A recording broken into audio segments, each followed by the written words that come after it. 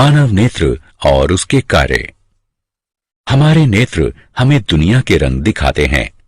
मानव नेत्र में एक क्रिस्टलीय लेंस होता है और यह कैमरे की भांति कार्य करता है। नेत्र के विभिन्न भाग और उनके कार्य इस प्रकार हैं। स्वच्छ मंडल यानी कॉर्निया, यह पुतली की सामने वाली सतह पर स्थित पारदर्शी उभार होता है। प्रकाश स्वच्छ मंडल के माध्यम से ही नेत्र में प्रवेश करता है। परितारिका यानी आइरिस, यह कॉर्निया के पीछे स्थित एक पतली और वृत्ताकार झिल्ली होती है जो कि पुतली के आकार को नियंत्रित करती है। पुतली, यह परितारिका के बीचों बीच स्थित एक छिद्र होता है जो कि काला दिखता है और नेत्रों में प्रवेश करने वाले प्रकाश की मात्रा को फैलाकर या सिकुड़ाकर नियंत्रित करता है।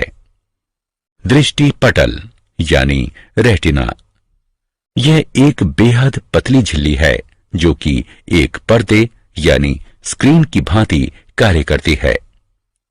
अभिनेत्र लेंस रेटिना पर किसी वस्तु का वास्तविक तथा उल्टा प्रतिबिंब बनाता है। समंजन क्षमता, मानव नेत्र लेंस फोकस दूरी को बढ़ाने या घटाने में सक्षम होते हैं। इसे समायोजन की क्षमता कहते हैं। समंजन पक्षमाभी पेशियों यानी सिलेरी मसल्स की सहायता से प्राप्त किया जाता है। नेत्र के लेंस की फोकस दूरी को एक सीमा तक ही व्यवस्थित किया जा सकता है। दूर बिंदु, वह अधिकतम दूरी जहां तक हम किसी दूरस्थ वस्तु को स्पष्ट देख सकते हैं। किसी दूरस्थ वस्तु को स्पष्ट देखने के लिए पक्षमाभी पेशियां ढीली होकर नेत्र के लेंस को पतला कर देती हैं। निकट बिंदु, वह न्यूनतम दूरी जहां पर स्थित कोई वस्तु बिना किसी दबाव के स्पष्ट देखी जा सकती है। निकटस्थ वस्तु को स्पष्ट देखने के लिए पक्षमाभी पेशियां संकुचित होकर नेत्र के लेंस को मोटा कर देती हैं। दृष्टि दोष और उनके सुधार, कुछ अपरिवर्तनीय दोषों के कारण नेत्र अपनी समंजन क्षमता खो देते हैं। ऐसे दोष 3 प्रकार के हैं। मायोपिया या निकट दृष्टि दोष, इस प्रकार के दोष से ग्रस्त व्यक्ति निकट की वस्तु को स्पष्ट नहीं देख सकता। वस्तु का प्रतिबिंब रेटिना के सामने बनता है। ऐसा या तो नेत्र गोलक के दीर्घीकरण के कारण होता है या नेत्र लेंस की अत्यधिक वक्रता के कारण। इस दोष को दूर करने के लिए अवतल लेंस का प्रयोग किया जाता है क्योंकि इनमें छिद्रण क्षमता होती है जो कि प्रतिबिंब निर्माण के लिए प्रकाश किरणों को निर्देशित करते हैं। दीर्घ दृष्टि दोष और उसका सुधार, हाइपरमेट्रोपिया या दूर दृष्टि दोष, इस प्रकाश के दोष से ग्रस्त व्यक्ति दूरस्थ वस्तुओं को स्पष्ट नहीं देख पाता है। इसमें नेत्र लेंस के द्वारा प्रकाश किरणों का प्रतिबिंब रेटिना के पीछे बनाया जाता है। ऐसा या तो नेत्र लेंस की केंद्रीय लंबाई की वृद्धि के कारण होता है या नेत्र गोलक के आकार में कमी के कारण। इस दोष को सुधारने के लिए उत्तल लेंस का प्रयोग किया जा सकता है जो कि प्रकाश किरणों को रेटिना पर अभिमुख करता है जिससे प्रतिबिंबीकरण होता है और व्यक्ति दूरस्थ वस्तु को स्पष्ट देख पाता है।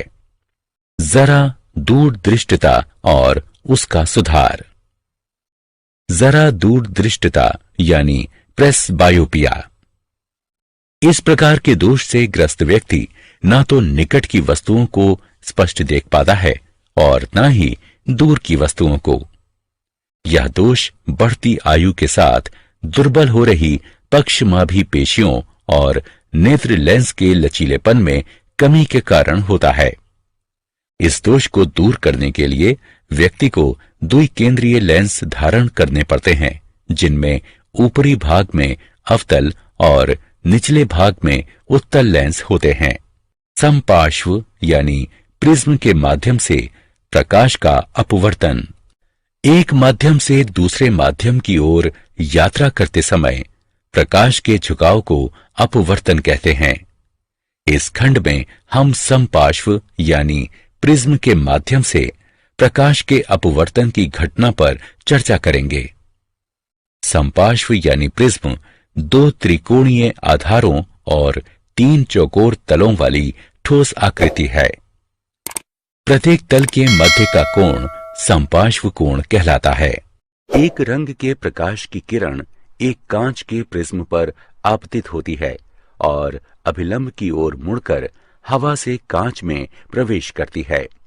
इसके पश्चात सीधे गमन करते हुए यह अभिलंब से दूर कांच से हवा में प्रवेश करती है। आपतित किरण और अपवर्तित किरण एक कोण पर है जो विचलन कोण कहलाता है। कांच के समपार्श्व के द्वारा श्वेत प्रकाश का विक्षेपण। अब हम इस पर चर्चा करेंगे कि यदि हम कांच के समपार्श्व पर श्वेत प्रकाश संयोजित करें तो क्या होगा।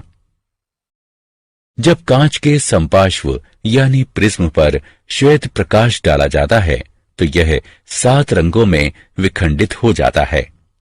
बैगनी, गहरा नीला, नीला, हरा, पीला, नारंगी और लाल।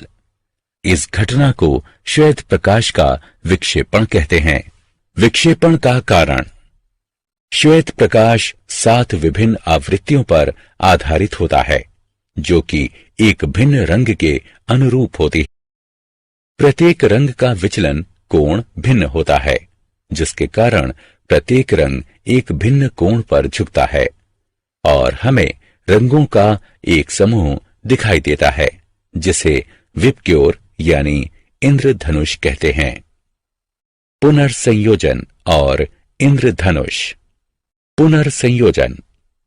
आइजैक न्यूटन ने देखा कि यदि वो कांच के 2 समपार्श्वों यानी प्रिज्मों को एक दूसरे के इस प्रकार समानांतर रखते थे कि वे एक दूसरे के उलट हों तो एक समपार्श्व यानी प्रिज्म में प्रविष्ट होने वाला श्वेत प्रकाश 7 रंगों में विखंडित हो जाता था।